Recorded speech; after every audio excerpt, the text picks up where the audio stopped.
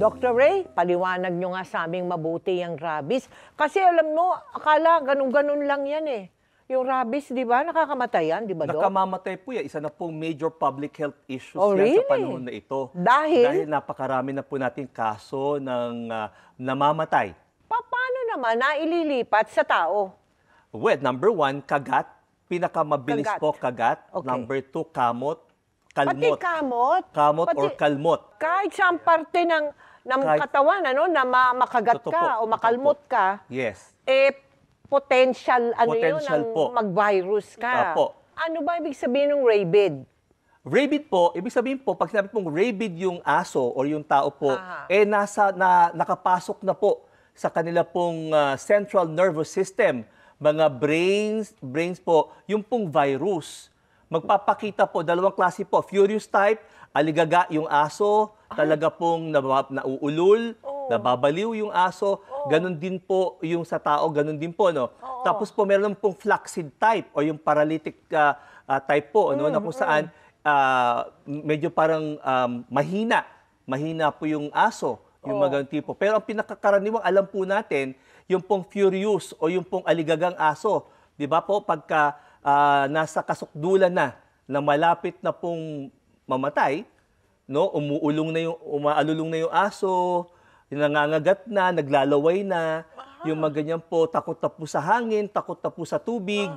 Ayan po, pag ganun po, medyo end of the line na po tayo.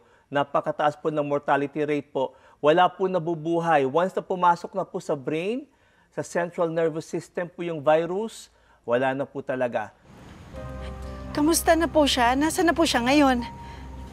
Nandito. Ano bang nangyari, Nay? Kailan pa siya nakagat? Mga 5 araw na. Po, bakit naman hindi niyo sinabi sa akin kaagad, Nay? Nay naman eh. Hindi naman kasi malalim yung kagat. At saka pina-ineksyon na namin siya. Kaya lang, eto, nilalagnat. Nak, kamusta ka? Anong nararamdaman mo? Okay lang po ako. Masakit lang po ulo ko. Magaling din po ako, Nay.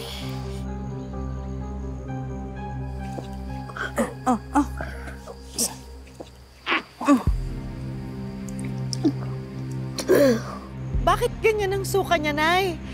Parang malapot ang laway. Hindi ko alam. Nang mga sandaling iyon, malakas na ang kutob ni Early na maaaring infected na ng rabies si Santi.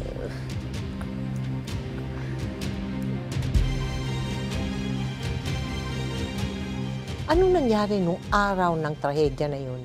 Ano po yun? Thursday po ng gabi, parang iba yung pakiramdam ko. Tapos nanaginip po ako na si Santi daw po nadulas. Tapos nabagok daw po yung ulo. Instead na po dugo yung lumabas sa ulo, hindi daw po dugo lumabas sa ulo. Parang mga laway na malalapot. Sir, kailangan ko lang po talagang patingnan yung anak ko. Naiintindihan ko naman early. Pero hindi pa talaga pwedeng i-release yung komisyon nyo. Kulang pa nga tayo sa tao eh. Pasensya na talaga. Sige na.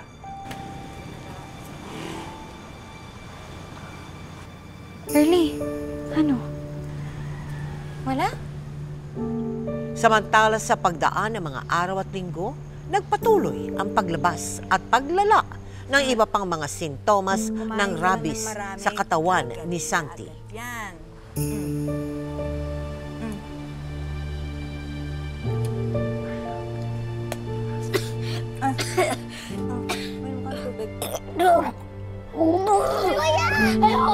Kuya!